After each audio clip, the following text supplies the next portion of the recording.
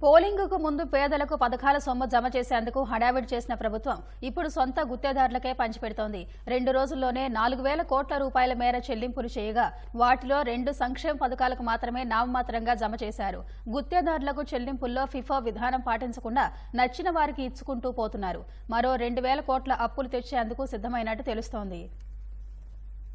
Polling ముగిసి 4 రోజులైనా పేదల పథకాల సొమ్ములకు మోక్షం కలగడం లేదు. మరోవైపు ఉన్న నిధుల్లో అనుయాయ గుత్తేదారులకు చెల్లింపులు కొనసాగుతున్నాయి. క్విడ్ ప్రోకో విధానాలకు అలవాటు పడ్డ అధికారులు పోలింగ్ తరువాత ఇదే తరహాలో వ్యవహరిస్తున్నారు. గత బుధ గురువారాల్లో ప్రభుత్వం ఖజానా నుంచి దాదాపు 4,000 కోట్ల మేర చెల్లింపులు చేసింది. ఇందులో 1,480 కోట్ల ఆసరా సొమ్ములు, 502 కోట్ల విద్యా దీవెన సొమ్ములు మాత్రమే లబ్దిదారులకు చెల్లించారు. ఎప్పుడో బటన్ నొక్కిన ఈ పథకాలకు తాజాగా చెల్లింపులయ్యాయి. ఇదే సమయంలో 2,000 కోట్ల వరకు అనుయాయులకు చెల్లించేశారు.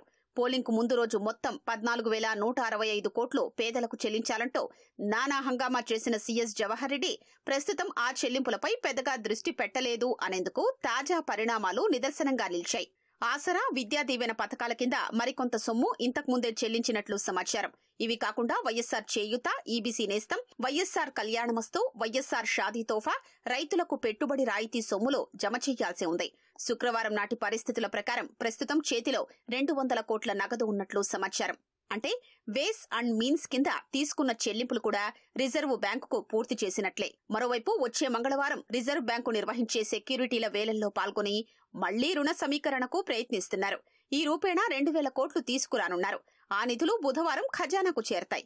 రోజూ వివిధ రూపాల్లో వచ్చే నిధులు కలిపి చెల్లింపులకు ఏర్పాట్లు చేస్తున్నారు. పథకాలకు అంతంత మాత్రంగా చెల్లిస్తున్న అధికారులు మరోవైపు అనుయాయ గుత్తేదారులకు మాత్రం బిల్లుల్ని చెల్లిస్తున్నారు. గత ఆర్థిక సంవత్సరంలో పెండింగ్ లో ఉన్న బిల్లుల్ని ఈ ఆర్థిక సంవత్సరానికి బదిలీ చేస్తూ బడ్జెట్ సమయంలోనే నిర్ణయం తీసుకున్నారు. కొత్త ఆర్థిక సంవత్సరంలో బడ్జెట్ ఆమోదం పొందాల్సిన అవసరం లేకుండా ఇది ఉపయోగపడింది. ఎన్నికల తర్వాత కూడా అనుయాయులకు బిల్లులిచ్చే క్రమంలో అప్పట్లో బడ్జెట్ విడుదల మార్గదర్శకాల్లో ఈ జాగ్రత్తలు తీసుకున్నట్లు పేర్కొంటున్నారు. పోలింగ్ పూర్తయ్యాక తమ వారికే బిల్లుల చెల్లింపులో ప్రాధాన్యమిస్తున్నారు. మరోవైపు అనేక మంది గుత్తేదారులు, సరఫరాదారులు ఈ చివరి నిమిషంలోనూ అధికారుల చుట్టూ తిరుగుతున్నారు. ప్రస్తుతం పాలనలో రాష్ట్ర ఉన్నతాధికారులదే కీలక పాత్ర. ఖజానా చెల్లింపుల్లో స్క్రీనింగ్ కమిటీ నిర్ణయాలే ముఖ్యం. 2019లో ఎన్నికల ప్రవర్తన నియమావళి అమల్లో ఉన్నప్పుడు అప్పటి ఉన్నతాధికారులు ఫిఫో విధానం పక్కాగా పాటించారు. తొలుత వచ్చిన బిల్లును తొలుత చెల్లించారనే ఈ విధానాన్ని అనుసరిస్తే ఎవరి నుంచి విమర్శలు ఉండవు. ఇందుకు భిన్నంగా వైకాపా ప్రభుత్వంలో ఆర్థిక శాఖ అధికారులు వ్యవహరిస్తున్నారు. ఎన్నికల సమయంలోనూ ఫిఫోను విస్మరించి పెద్దల మాటలకే పెద్దపీట వేస్తున్నారు.